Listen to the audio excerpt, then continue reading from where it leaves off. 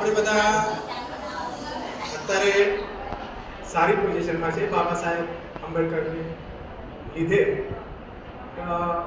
આપણે એવો વિચાર કરીએ કે ચલો ચારધામ જઈ આવીએ, કેદારનાથ જઈ આવીએ, ત્રંબકેશ્વર જઈ આવીએ, પણ આપણું ખરેખર તીર્થ ક્ષેત્ર જે છે એ ચૈત્યભૂમિ છે. પછી બીજું દીક્ષાભૂમિ છે, અને પછી અહીંયા બરોડા નજીક છે જે સંકલ્પ ભૂમિ છે, જે ઘણા બધાને હજુ ખબર નથી, પણ તે 23 સપ્ટેમ્બર એ સંકલ્પ ભૂમિનો મોટો મેળો ભરાય છે અને તે બધા દૂર દૂરથી આવે છે દર્શન કરવા. તો એ આપણે ત્યાં બી જવું જોઈએ.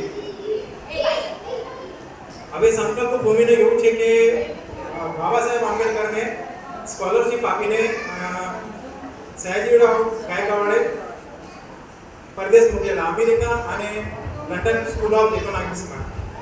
ત્યાંથી ત્યારે એવો કરાર કરેલો કે જ્યારે તમે શિક્ષણ લઈને આવો પરદેશથી, ત્યારે મારી સ્ટેટમાં એટલે મારા રાજ્યમાં તમારે છે ને કમસે કમ 10 વર્ષ મારે ત્યાં નોકરી કરવી પડશે.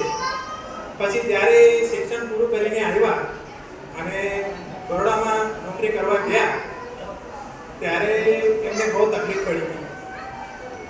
કોઈ જાતના લીધે ભાડેથી ઘર નહીં આપતું હતું.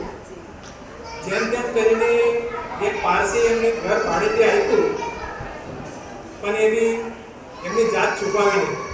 બાબા સાહેબ એવું કીધું તો બહાર નથી એમ.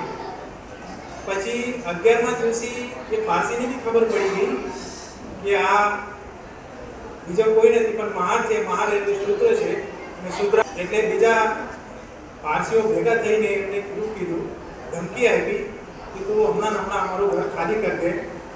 બાબા સાહેબ એવું કીધું કે મને 4-5 કલાકનો ટાઈમ આપો. પછી બાબા સાહેબ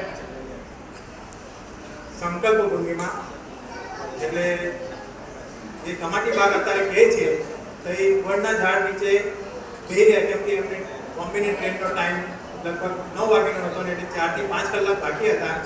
એટલે તઈ બેસીને વિચાર કરતા હતા કે હું આટલો ભણેલો છું છતાં મને આવી બધી તકલીફ પડે છે જાત વિશે, તો બીજા મારા કેટલા બધા છે એમને કેવી તકલીફ પડતી હશે, એ તો ભણેલા જ નથી. પછી એમને કંઈક સંકલ્પ કર્યો કે હવે પછીનું જે મારું જીવન છે એ મારા સમાજને લીધે છે. હવે પછી હું સમાજ માટે જ કામ કરીશ. અને પછી બોમ્બે ગયા અને ત્યાંથી એમને પછી ચૌદાર તળે છે, પછી કાળારામ મંદિર છે, પછી સમાજ માટે આખું એને આપણું જીવન એ કરી દીધું, સમર્પિત કરી દીધું. એવા બાબા સાહેબને આપણે ખરેખર નમન કરીએ છીએ. જય ભીમ, નમો બુદ્ધાય.